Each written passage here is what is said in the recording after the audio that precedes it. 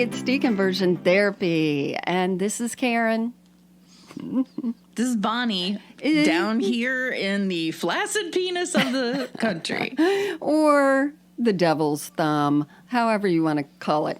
Yeah. I'm in the very progressive, exciting, loving area of the country called Middle Tennessee. Everything's been going great here.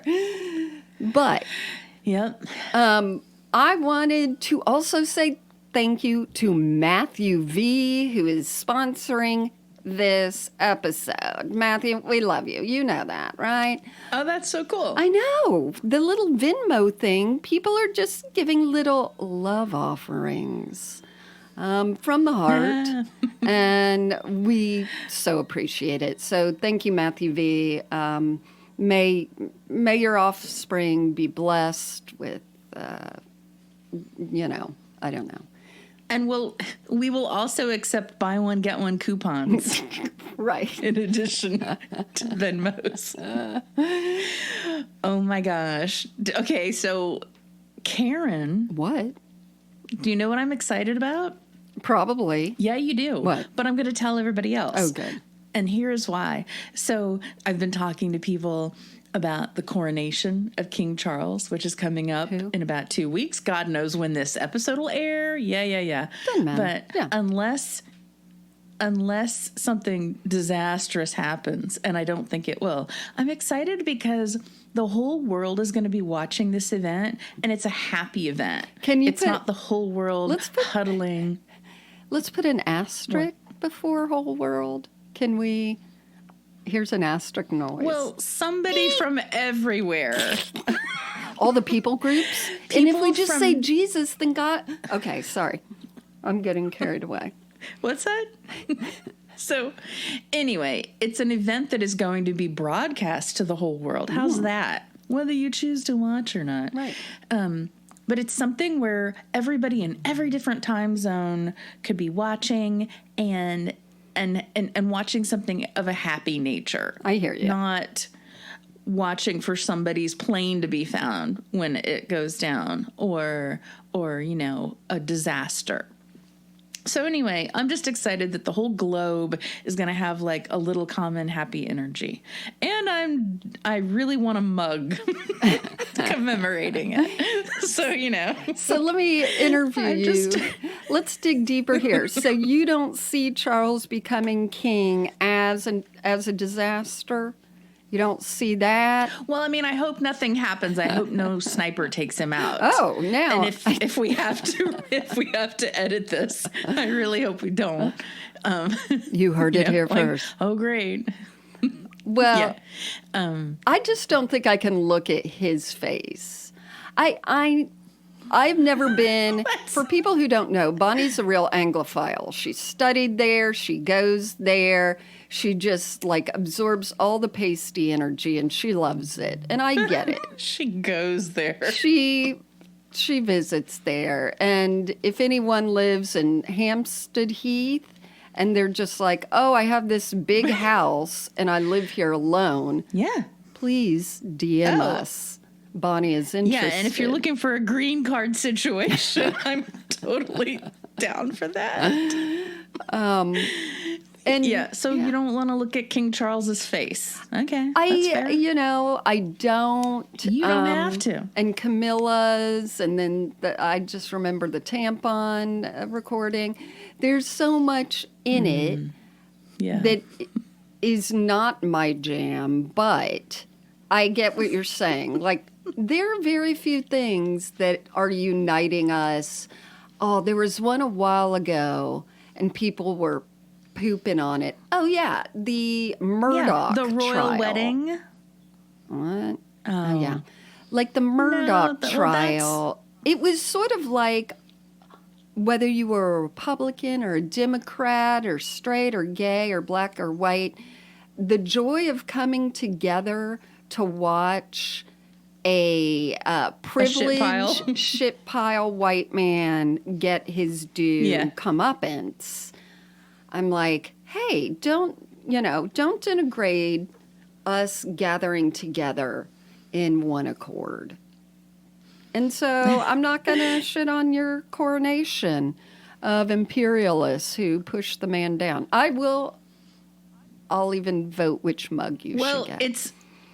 It's better than 9/11. It's better than watching the search for John F. Kennedy Jr.'s plane when it went down. Yeah, I agree. Like those are the kind of things that everybody watches. Or no, when Notre Dame was on fire. Yeah. Remember? That was kind of sad.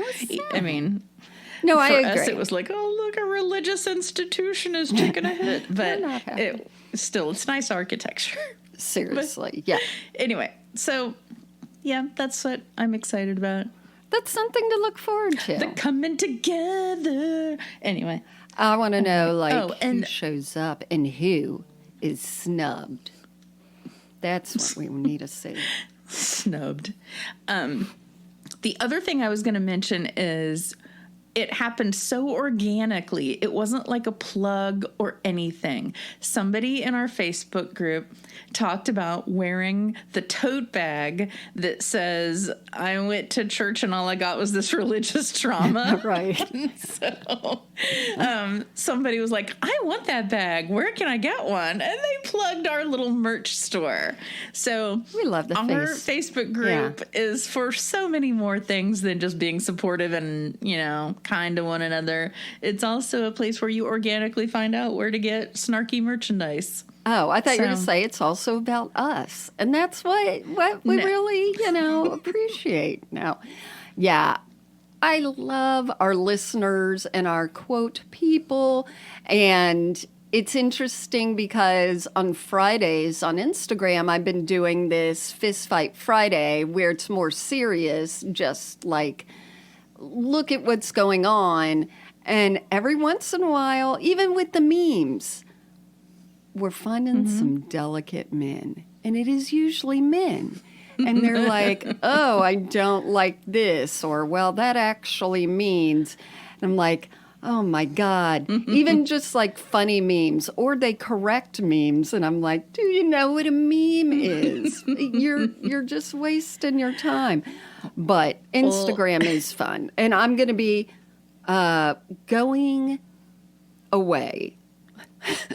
It is not of my own will. No, I'm going to be going overseas, and I know I'm so excited about it and privileged to be able to do that with some of my family.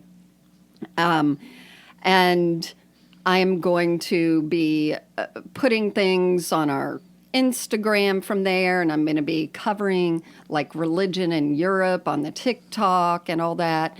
But you guys are in charge of what happens on our Instagram because I'm not going to be looking at it all the time. So that's your job. So with our Instagram, I am going to put it like on auto, and I'm going to bring up some oldie memes that we've had on our page before. So if you're like, what the hell is this? This is Karen saying, stop with your shit pile little attitude and let me have a vacation with my family. It's called a rerun.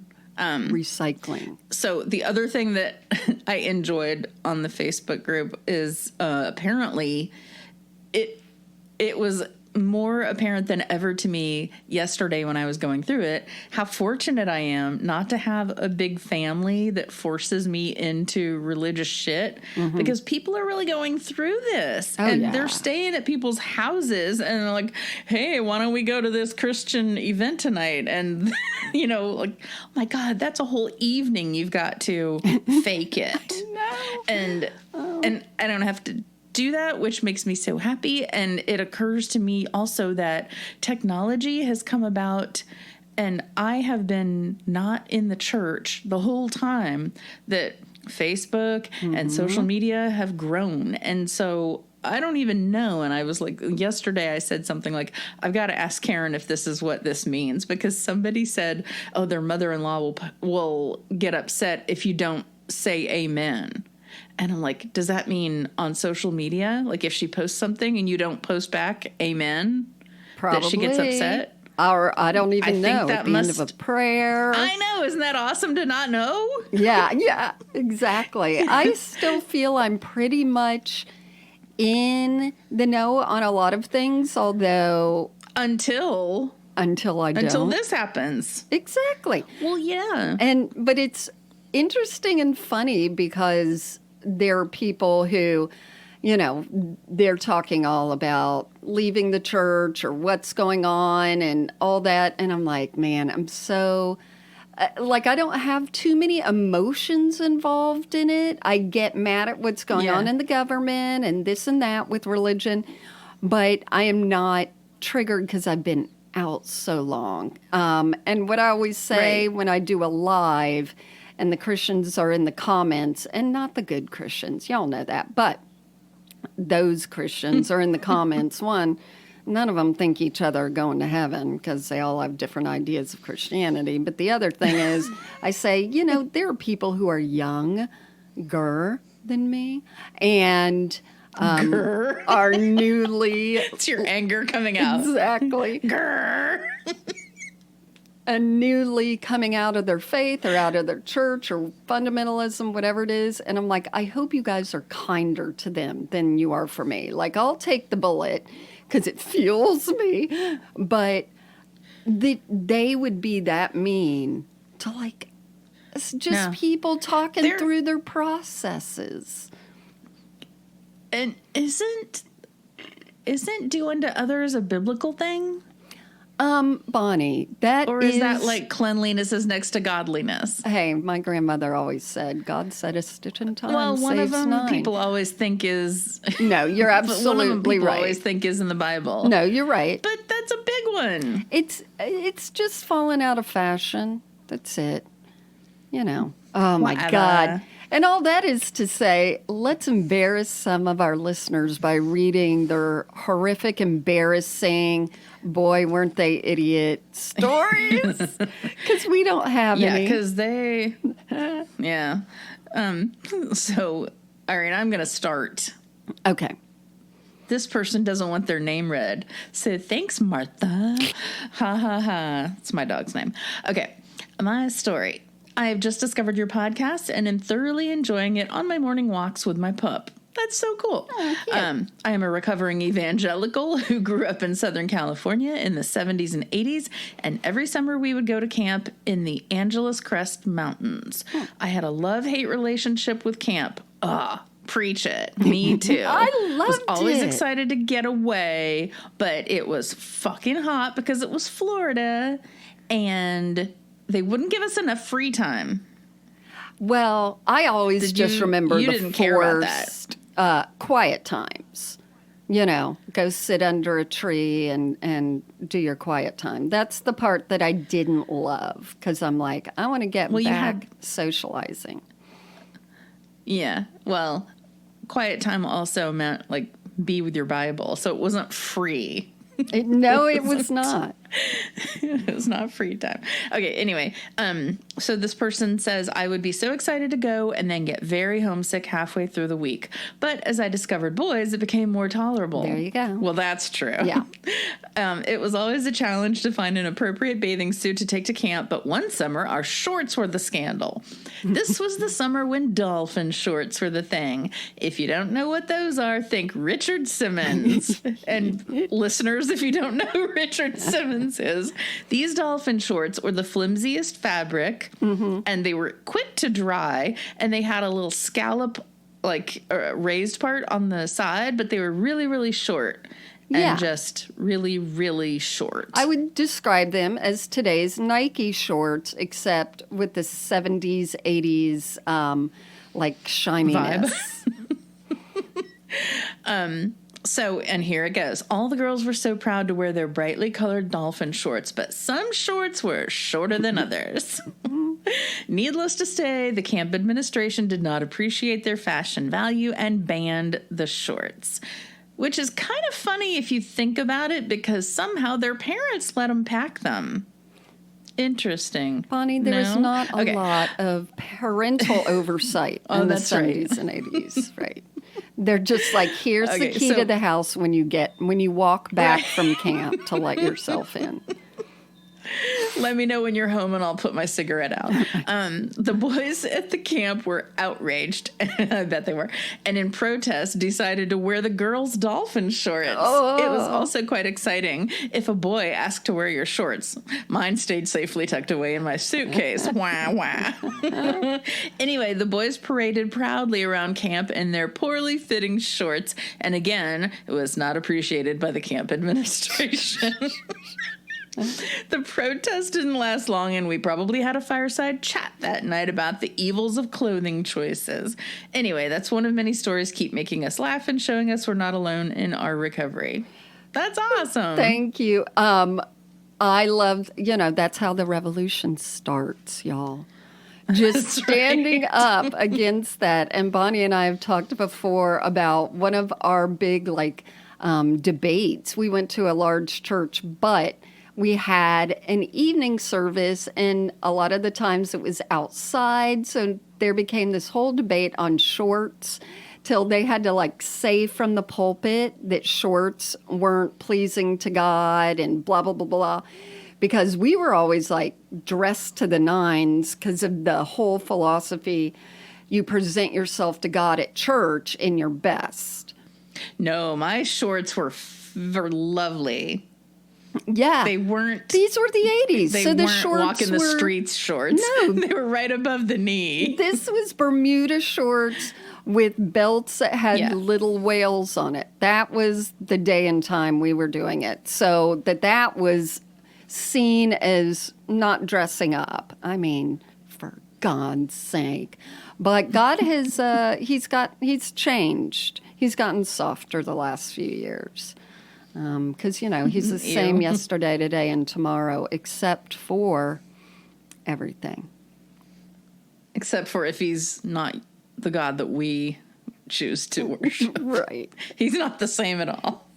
He's not the shorts-hating God of yesteryear. Okay, so this one is from Kendra, and she says that she has a short and sweet story. My Christian university was fully accredited for the MRS degree. Get it? That means getting married before you got out. Or the first week. Yeah, exactly. Most female attendees aim for it as their double major, although a good number also decided that it served sufficiently as their terminal achievement of college. Freshman year came and went, and I had no promising prospects. By my sophomore year, my friend had been informed by 4 different men that God had spoken to them, and she was meant to be their wife. While God seemed more than generous with his messages about my friend, unfortunately, he was a little less clear with the male students regarding his intentions for my future. Oh, I can speak on this. God's funny like that. A lot. And God does change his mind. It's weird. In a stroke of genius, myself and 2 other girlfriends decided to, quote, celebrate Valentine's Day by sporting a custom-made T-shirt. Okay, that's already a terrible idea. Around campus. We created a very enticing unisex box-styled black shirt with neon pink lettering stating, quote, Jesus was single too. Oh, that's the saddest thing I've ever heard. I planted a very large flag in the sand. I was just as good as all those other girls who were quickly snatched up for marriage. Hell, maybe even better with my Jesus-like single status. So, secretly, I was hoping that maybe the men just didn't know I was available, and the T-shirt would serve as one of those large highway billboards advertising the region's largest saltwater taffy store with over 200 flavors at exit 17. Ma'am, that's called a Stuckey's. Who doesn't love saltwater taffy? They just needed a little nudge to change their direction. To my full disappointment, the shirt underachieved this aim. It was another year before I was asked if I was interested in a courtship. Oh, that made me nauseated. By that point, I was already done with one foot out of the door of the church. God's impeccable timing as always. Oh, I love that you took it within yourself to advertise in a biblical fashion, which I could just write a book about how we would do those things where we'd manipulate like our godliness and our piousness for our own reasons, because it happened many a time. Kendra, man, you tried, you put forth the effort. God. But to make a t-shirt, that's some effort. I'm picturing something a little, would it be airbrushed or did they get the supplies from a Joann's? I'm not sure.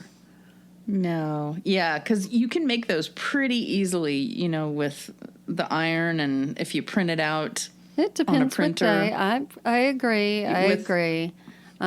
We had quite a few of the, you know, early engagements, and it would always sort of be a shock. An uncomfortable one was when some people, going unnamed, but I shared a dorm where it was 8 of us, 4 bedrooms, 2 in each room. One of the girls ended up getting engaged and married to a guy who thought God had told him to marry me at one point. But everyone got their turn. You know, God sort of went around to everyone saying everything.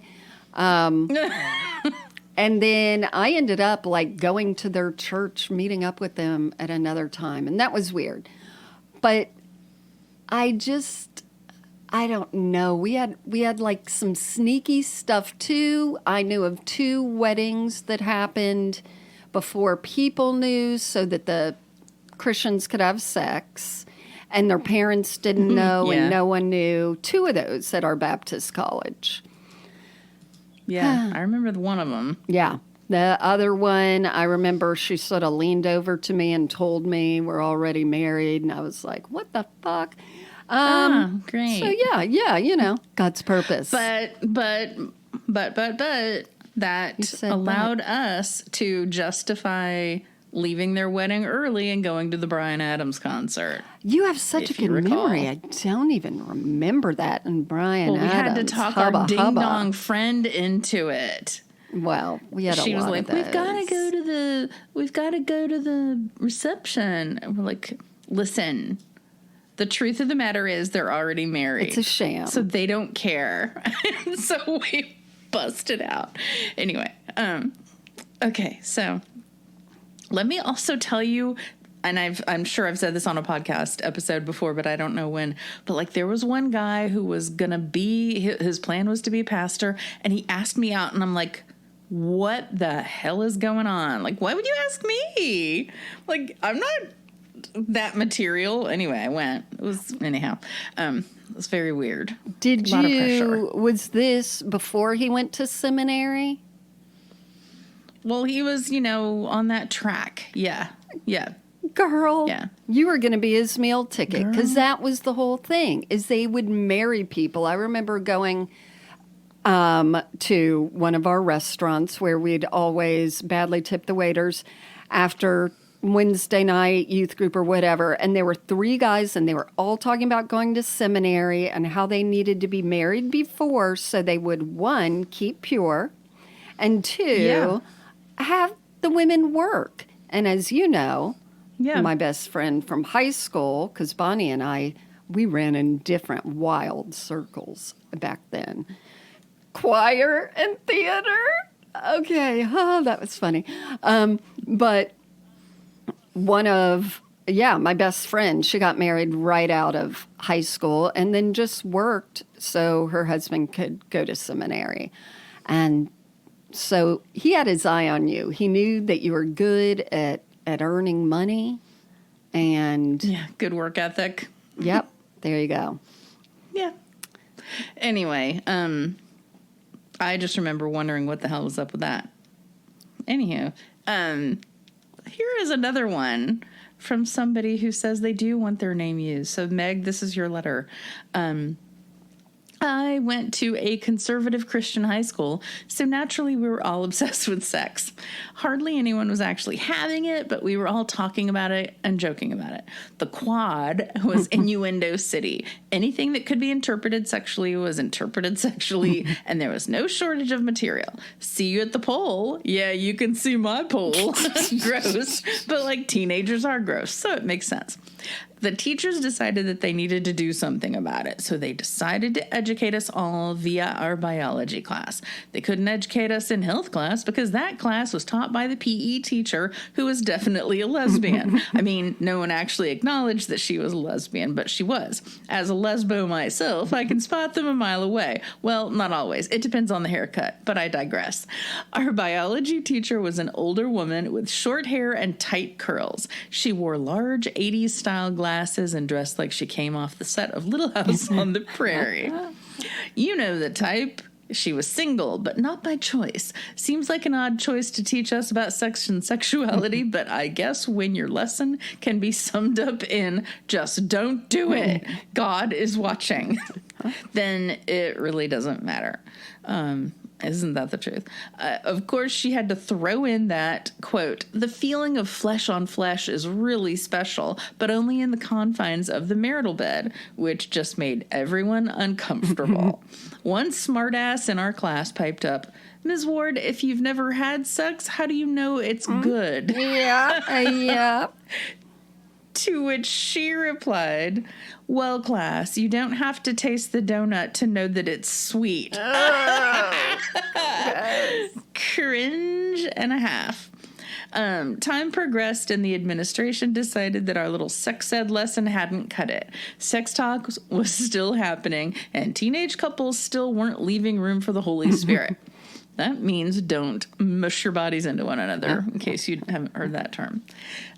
So they brought in the big guns. They hired an outside firm to come in and talk to us all about sex during one of our weekly chapel meetings. Oh, that's uncomfortable. That's very. It's odd. I don't want my velvet, cushioned pew to be smirched with sex. Oh, well, here it comes. It gets even worse. They split us up, girls and boys, and gave us individualized lessons. To the girls, they told us that we needed to guard our hearts. Mm-hmm. They talked about the emotional commitments involved in sex, about the importance of purity, and about all the other toxic messages that were popular for Christian girls in the 90s. They gave us small ceramic hearts to remind us of our charge to be holy.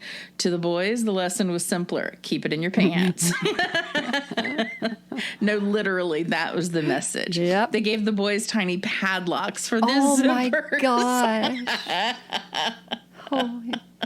Hilarious. Most of the girls' hearts ended up in the trash. The boys' padlocks, they put them on their zippers and then thrust their pelvises in the girls' direction to show them off. I mean, really, what did they expect? Well, what the boys clearly did not expect was that eventually they would need to pee. I guess some were able to tug down their jeans. Oh my God. It was the 90s and baggy jeans. How? They were baggy real jeans locks? were a thing. Okay. Others not so much. They struggled and panicked. They were going to pee their pants. Not to worry, our PE teacher was there to rescue them, coming to their aid with sports medicine scissors to cut their waistbands. Oh my God. Were it any other person, this mixed gender solution would not have flown. But everyone was relieved it was the PE teacher because of the gayness. Stumbling blocks? Not today, Satan. That is awesome. That's insane. Oh my but God. So fucking real. How did they padlock their zippers? So this is what I'm thinking. I thought about it. You put it through the top zipper and then the button. Get it? And I guess. Then you lock it. Unless it's specially made, which I would not doubt that there's some kind of weird thing. that someone has been on some weird website doing weird things himself and was like, look at this sexual padlock for S&M. We're going to get that Look for at the it kids. closely. Oh, my God. Lord have mercy. Okay. Oh, my God, that's funny. This one I'm going to read dry, and I'm going to read it because it says, please keep this one anonymous. So you know it's good. I will say this is written by a male because I don't know if that's going to play into it.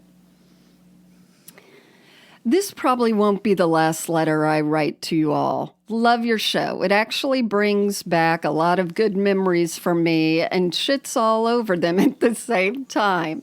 Like, the memories are great, but I now realize how messed up a lot of it was. Exactly. And we're going through that. Absolutely.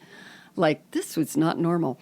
Whether it was mission trips where us white saviors went to bring Jesus, white Jesus actually, to communities of color, Right. but may have had 3 black people in our pews the whole 20 years I was there, yep, or the incredibly manipulative, emotionally charged, hormone-crazed youth camps. Yep. This story is about one of the cringiest things I've ever witnessed in my entire life. I grew up in the Southern Baptist Church. And that's the letter. In North Alabama. That is the letter. I was in the youth group from the 80s until the early 90s. We started going to Panama City Beach, Florida, of all places for youth camp. Okay, guys, if you don't know PCB, it's also called the Redneck Riviera. It's also called I'm going to give you 2 examples of it. It's the kind where you rent a hotel room and it has carpet that's all musty and ocean smelling, and it shouldn't be. It's also a place where we rented a beach chair and the guy next to us had a tattoo of the Monster Energy drink, like, claw on his back. Logo? The logo, but through it, inside of it was the Confederate flag showing through. Of course. And then he started digging a little hole between the 3 feet of sand between our 2 layout bench things for him to spit his tobacco in. No. Yep. That's gross. Lastly, Just use an old Dr. Pepper bottle like a normal person. or just, and then we were laying out at the condo pool when things started falling on my oldest daughter, and we realized it was a man's toenail clippings from up above. She is scarred to this day. You took your children there. Okay. Oh, someone had I have a condo there. Now, if you just scoot over, like a few other towns in Walton Beach, places are great. But PCB, crazy. Okay, back to this anonymous. A great place for high school kids to go right after they graduate with no parental supervision to participate in copious amounts of alcohol, drugs, and unprotected sex. So I guess we thought it would be a great idea to start taking youth group trips there. The first year was in 1988. And I know for sure it was that year because we were driving to the Strip to hand out Christian flyers, and we saw a pickup truck with the words C blank NT Hunt 88 written on it. I didn't hand... Wow. That's gross. That's lovely. I didn't hand out any flyers that year, and we never did that shit again because some of us ended up wandering off with some drunk kids we knew. They were telling us how great it was because they could do whatever the hell they wanted. They kind of proselytized hedonism to us. I remember that we listened to, quote, Nothing But a Good Time by Poison for the rest of the trip, almost constantly. But this is just the background, nowhere near the cringiest thing. So after that, the trips never went to Panama City Strip again, but made it a retreat close to the beach in that area. And just like every evangelical youth group, they tried to make things cool for the kids by hijacking things from the secular world and making it Christian. Yeah. Like taking a secular song and changing the words to make it Christian and usually fucking it up real bad. There were a couple of guys that were excellent singers that took the song Seven Bridges Road by the Eagles and made it Christian. Eagles, yeah. Do you know that song? Oh, yeah. Seven bridges, seven. I don't know it. There are stars in the southern sky. Okay. I didn't give it by. That one. I got it by the words, but not by that. Whatever that was. Yeah. And I'll say they did a great job. I don't remember how they changed the words, but they sang the parts perfectly, played the guitar, and were a big hit in the church. Deservedly so. But it caused one of the college kids to have the, quote, great idea that he could do this with a different song. Oh, no. Please. So it was spring. Let it be. I'm thinking, please let it be. So it was spring break of 1990, and the college kid was chaperoning our youth camp in Panama City. We were having our evening session, and the college kid gets up on stage in front of the entire youth group and says he rewrote one of his favorite songs to make it worship God. And that song was, you guessed it, Nothing But a Good Time from Poison's hit album, Open Up and Say Ah. And instead of the words, nothing but a good time, it was called, Do You Want to Go to Heaven? So instead, What? Sing this in your head. Don't need nothing. Do you wanna go to heaven? How can I resist? So here's some words. Do you wanna? Nope. Don't need nothing but a good time, he sang. Do you wanna go to heaven? Okay. And those are the only words I remember because I couldn't even see because I was crying from trying not to laugh. I was probably just crying too. Now, you might be thinking that he was going to be up there with a guitar or some kind of instrument, and you would be wrong.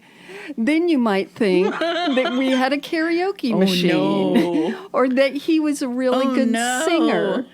Also wrong. He just had the actual Open Up and Say Ah cassette tape. Right. Oh my God. Google that album cover when you have a chance. I'm going to leave that to you, Bonnie. And just saying really... don't need to. What was it? Oh, I'm just kidding. Oh, okay.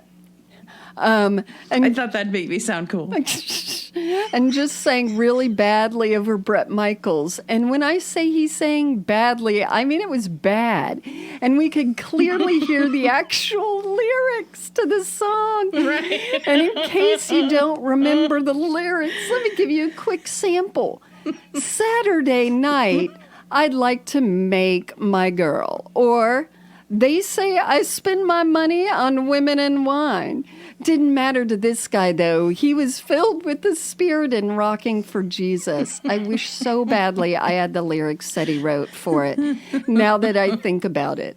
Of course, like all 80s glam bands, they had the guitar solo that went on forever, and the poor bastard just didn't know what to do with himself during that part. I would not know what to do with myself. I think he air guitared or just kind of danced, but it was cringy as hell. My friends and I were leaning against each other, crying with our hands over our faces. I just remember thinking, this guy needs a friend. Someone that cares enough to stop him from doing stupid shit like that. And I wonder who thought that was a good idea. The youth minister should not have allowed it. I still see him time to time whenever I go back to my hometown or on social media. Great guy, always has been. But whenever I see him, I think of that moment, and I wonder if he thinks of it too. Love y'all's show. I'm sure I have many more cringy evangelical stories that will shake loose from my subconscious as I listen to your podcast. Oh my God, I feel that's good. the secondhand embarrassment for just being like, I'm going to do something, but it's for God and therefore acceptable. Like it's... Because God loves everyone and everything's acceptable to him. And you have to tell people that that was good. And that is why we are where we are in the world, people. Oh, my. There was another Eagles song every time I hear it, Peaceful, Easy Feeling. Oh, I love that one. We changed the words to, and somehow it was like, but I'm already standing on solid ground or on hallowed ground or something like that. So every time I hear that song, I'm like, there were fake lyrics to this. There were fake lyrics to a lot of the songs that I loved. There were a lot. But I didn't. Yeah. There's one church now that has done a whole, like, Beauty and the Beast, but Christianized it. And I mean, it's like a play. It's like costumes and all that stuff and, you know, all this fucking thing. And I think Belle ends up being like the Christ figure. I don't know. But I'm like, we could shut all this shit down. We just need some copyright lawyers out here in churches. So I think parody is protected. Shit. I just looked at the Open Up and Say Poison cover, and it's like a very scary devil woman with a very long tongue. So I get why that would not be acceptable. It didn't fly. It did not fly. Well, thank you guys. Keep sending letters because that is totally making me think that my experience was not unique. Thank God. And it sure felt alienating. Yeah. When I would get to school, regular school. I wasn't the only one who feels I was corrupted at Panama City Beach. So I appreciate it. That's right. And see you next week. Bye-bye. Bye, guys.